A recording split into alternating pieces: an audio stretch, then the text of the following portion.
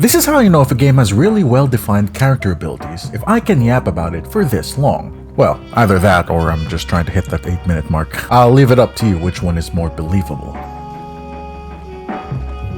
Gotcha, bitch. Son of a bitch. Bomb has been planted. I bet you didn't know what I just did. He sent me to the back room, so I've just put 2 bombs on myself. Kamikaze, what can I say? The new Deadlock update is truly the gift that keeps on giving, with a massive resurgence in its interest and player count. Deadlock has its hooks deep in me, literally, because I'm a disgusting bebop one-trick. Shoot the bell. Got Doorman! Got... What? Hook! Got him! Damn, they really got us up standing still. Or at least, I was, until I started playing the new Deadlock hero, Doorman. It was my pleasure to be of service. Doorman just exudes aura. Everything from the visual and gameplay design is phenomenal. The mere fact that they gave this guy a low cooldown, easily understandable portal mechanic is putting so many other games to shame. Yeah, eat your heart out, Splitgate 2. Okay, that's a low bar. Eat your heart out, Doctor Strange for Marvel rivals, Underlord from Dota 2, and dare I even say, the Portal games themselves. However, the point of this video isn't here to glaze all of his abilities and his visual design, even though I easily could do that.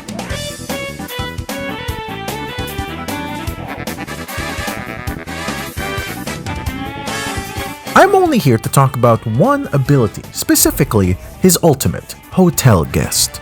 Or, as I've often heard it referred to, domain expansion, the Backrooms. Now, I could read this out verbatim to you, but this isn't some high school presentation. You get minus points for just reading it out, so I'm just gonna explain to you why this spell is so good. You can pause the video if you want to read it. And while you're paused, hit that subscribe button, would you? And also, one last disclaimer, I'm gonna try to explain things in such a way that even a person who doesn't play Deadlock or even MOBAs could still understand. So if I spend quite a bit of time explaining how things work, that's because I want to make sure everybody's on the same page, regardless if you have any experience in this genre. Again, the point of this video is to showcase the brilliance of game design demonstrated by just one ability. With all that out of the way, let's begin. So, the ultimate Hotel Guest. I'm gonna walk you through how exactly it works. It's a short-range, single-target ability. Doorman will send the targeted unit into another dimension, where they have to do a quick platform section in order to escape. They have 6 seconds to do so. If the timer runs out or they fall off the platform, they receive a massive burst of bonus spirit damage. Spirit damage is basically synonymous with magic or spell damage in this game.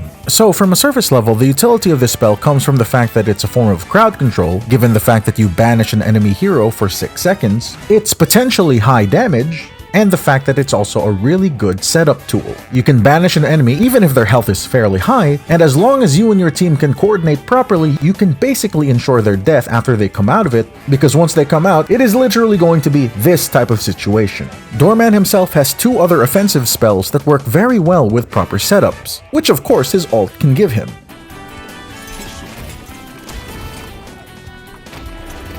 Pocket's dead.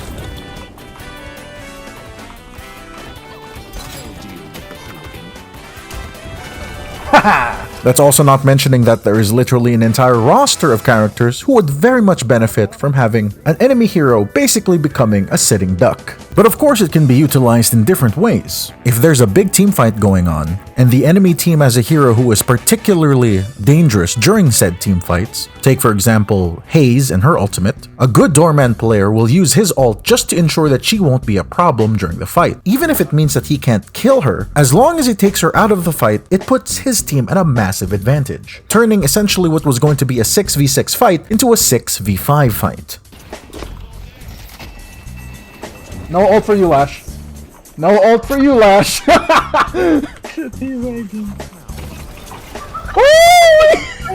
But there's a couple other, lesser known and understated things about it that really bring this ability to the next level. That being that this ability is also a pseudo flashbang and mobility resource depleter. You see, the thing about the pocket dimension that Doorman sends you into, it's a platform section. The enemy player has to jump onto a platform, then jump up to a higher raised platform and exit within 6 seconds. Most of the time, players will use their character's built-in double jumps and dashes in order to escape in a timely fashion. Those things are mobility tools, and anyone who knows anything about Deadlock knows that this game is secretly a movement shooter, on par with games like Titanfall. But the difference here is, mobility is a resource dictated by your stamina bar, which can be seen here. So what happens if the banished player was able to escape the pocket dimension and avoid the bonus damage? Great, he escapes, but then all of a sudden, he's expended most, if not all, of his stamina bar. This is one aspect that I feel like a lot of people don't take into account. That not only is Doorman's ult a fantastic damage tool, crowd control ability, setup tool, but most of the time it also burns the enemy's mobility tools. You also have to remember that any slows from Doorman and his team that are inflicted upon the enemy persists when they are sent to this other dimension. So if the enemy is slowed or even stunned, that makes the platforming all the more difficult, if not outright impossible, essentially guaranteeing the bonus damage.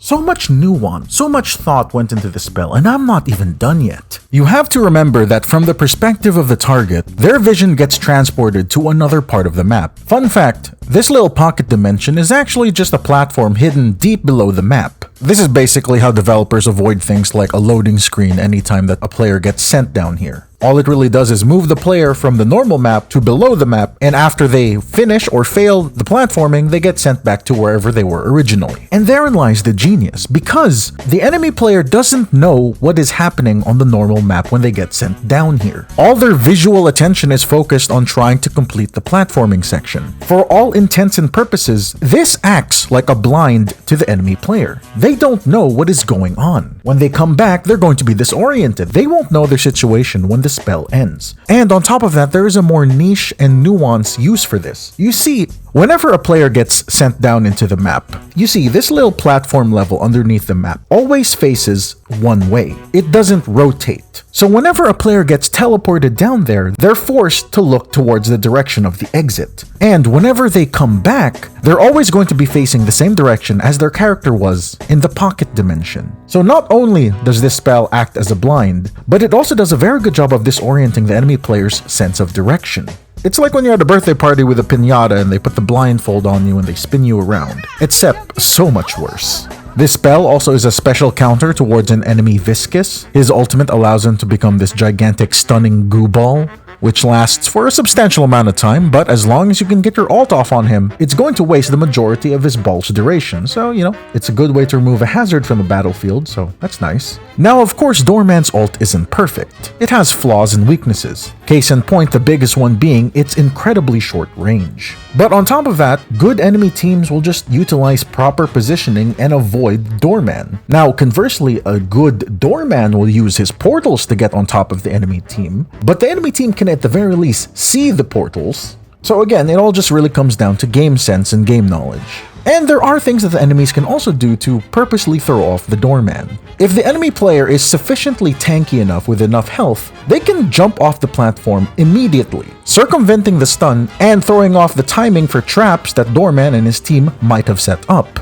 Defensive items like Counterspell are unstoppable. These items effectively remove most, if not all, the danger of this spell, at least in regards to the damage that it deals. And while I mentioned earlier that this spell effectively acts as a blind to the enemy player, the same can also be said to Doorman. Of course, the banished enemy is at a bigger disadvantage, but a cunning player can use that to his advantage. Because if the Doorman banishes certain heroes who actually would like their enemies to clump up together, this could actually end up hurting Doorman more so than helping him. Take, for example, Dynamo and his ability to just summon a black hole. This is why I showed that clip earlier in the video. The character Bebop has a very powerful bomb ability. He might have banished me to his pocket dimension, and my bomb gains permanent damage every time it is used. scaling infinitely for every target that it hits. So what ends up happening when I have 6 enemies right on top of me just as I'm exiting the Doorman ult? Naturally, I get a shit ton of damage. If I had to propose one thing that the Deadlock team might be able to do, maybe they can add like a one-way viewing portal to the pocket dimension. That way, Doorman and his team can see what the enemy player is doing. Your life literally is as valuable as a summer.